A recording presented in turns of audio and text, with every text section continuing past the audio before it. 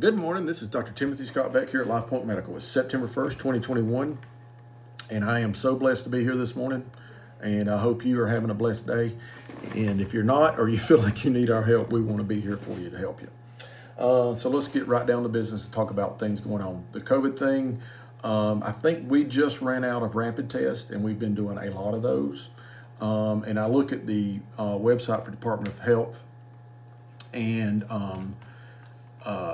the cases in Georgia, I mean, all of Georgia is like mostly red. And actually, we're a lighter color than the rest of the red. But I feel like we're at a high level here, and I can't imagine what it's like at these other places where they just got red all over the state. So we need to stay vigilant. I've talked about the vaccines. I think if you're at high risk, don't pass up the opportunity to get that vaccine, because I do think if you're in those high risk categories, you're going to pay a price, and I want to avoid that. I want to help you stay alive. And again, if you're wrestling with it, call me, set up an appointment. Let's talk about it. It's actually a very important. It would be a very useful appointment for us to talk about it and say, okay, let's analyze it. And I'll give you my best guess. I'm not going to make you do it, but I'll give you my best analysis of it. Okay, because I'm all about people not dying. Okay, I work on that every single day, actually. So just let us know. Keep wearing your mask. Use that hand sanitizer. The best place to get COVID probably in this town will be a gas station, where you go and you get gas, and there's been people coming in and out of there all day long. Now they've got the hand sanitizers. A lot of them have them right by the gas pump. That's what I use. But just things like that you got to be weary of. And we know that. We've had this drilled into us for the last year, I know. But we just don't want to give up at the wrong time. Okay. A couple other things. I got students, nurse practitioner students here with me. Okay. And we've got two that'll be working with us for the next couple of months. They're both wonderful folks. And I appreciate you guys cooperating with us while they look on and participate in some of the exams. They will be participating in your care, at least preliminarily. And I try to use them to save time a little bit. You know, they can go in there and talk to you a little bit more, and then I come in and get the full scoop. But they'll be working with me, John and Monique, here in the main area and in the women's clinic. So a little bit of medical information this morning.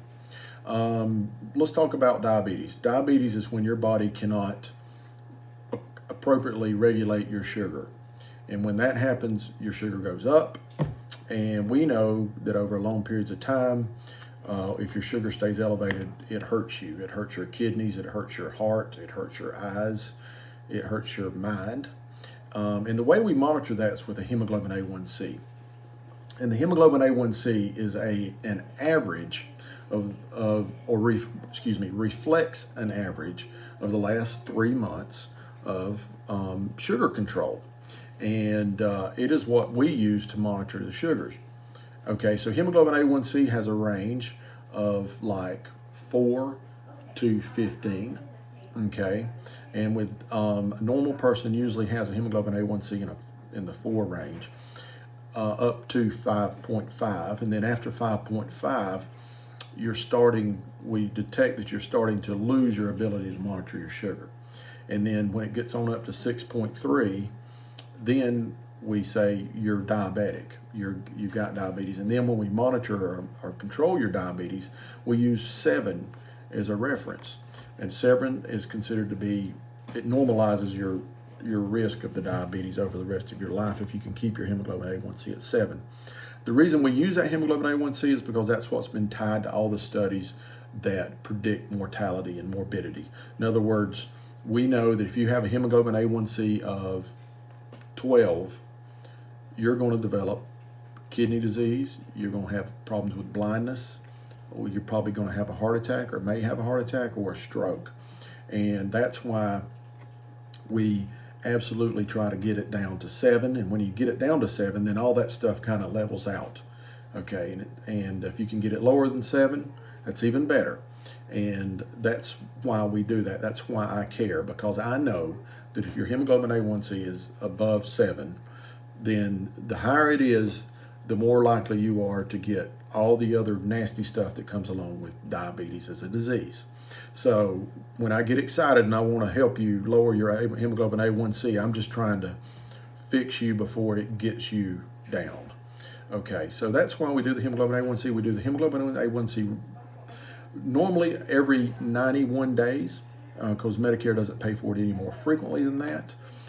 If you're very well controlled, I might check it twice a year or even once a year if you're rocking along and you're not having any problems.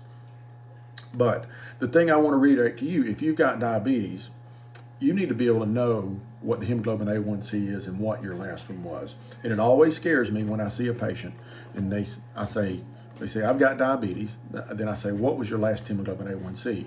And either they don't know what I'm talking about or they don't know what it is. And so my last hemoglobin A1C was 5.4. Okay, and I know that because I have to manage my sugar with my weight, so that I don't have diabetes. But I have to watch that hemoglobin A1C because I know that if I don't pay attention, it'll go up over 6. So I keep mine down at 5.4 or 5.5.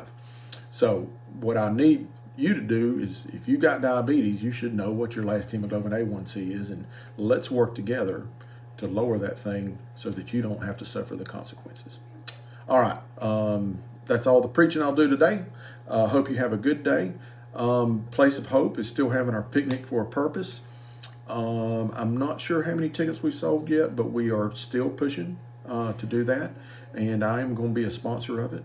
And I'll be there and supporting it, and it's going to be a nice evening. You'll have a picnic basket, and you'll be able to listen to the Foxfire Boys play and sing. So today I'll send the link for that, so that if you're interested, you can go ahead and sign up through Eventbrite. Have a wonderful day.